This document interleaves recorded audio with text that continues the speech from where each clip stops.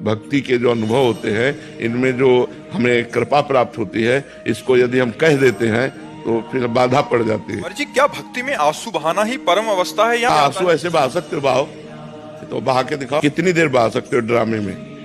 अरे आंसू प्यारे के प्यार में जब निकलते हैं, वो कोई साधारण आंसू होते हैं?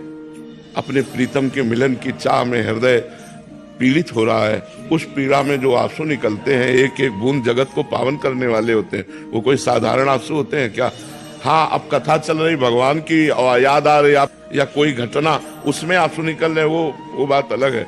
लेकिन सीधे भगवान की स्मृति में जिसके आंसू निकल रहे हैं, कोई छोटी मोटी बात है क्या? बहुत बड़ी बात है। भगवान की स्मृति में आंसू निकलना बच्चा, गदगद कंठ नयन बहानेरा, मम गुण गावत पुलक शरीरा, गदगद कंठ नयन बहा। भगवान की याद में, भगवान की चर्चा में रोमांचित हो गया, अश्रु प्रवाह हो रहा है, थोड़ी देर के लिए शरीर संसार को भूल गया। ये भक्ति का लक्षण है। लेकिन पूर्णता कोई इसी से नहीं मानी जाती है। प्रभु, ऐसा होता है कि जैसे जब जाप करते रहो तो ऐसा होता है कि अब मतलब पीछे हटने का मन नहीं करता, ऐसा लगता है अभी कम समय ही कम। हाँ, बस अब उसको अंदर रखो, किसी से बताओ मत।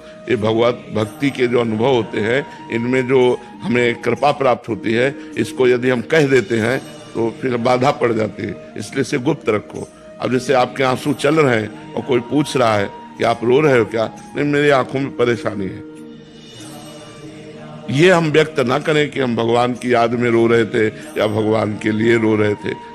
इसको गुप्त रखा जाता है। जैसे कोई अपने धन को प्रकाशित नहीं करता, ऐसे भक्ति भाव को प्रकाशित नहीं करना चाहिए।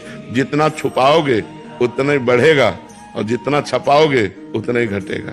ये ऐसा मार्ग है भगवत भक्ति का मार्ग। वो हम लोग प्राय अहंकारी जीव हैं, तो यही लगता है कि 4 बूंद आंसू गिरे तो 4 लोग कहें बड़ा भगत है भगवान का, वो अहम पुष्टता के कारण। तो हमें चाहिए इन बातों को छुपाना चाहिए और अपने को बहुत दैन्य मानना चाहिए कि मेरे में वो भक्ति कहाँ है जो महापुरुषों में थी। तो अपना दैन्य से चलेंगे तो हम निकल जाएंगे।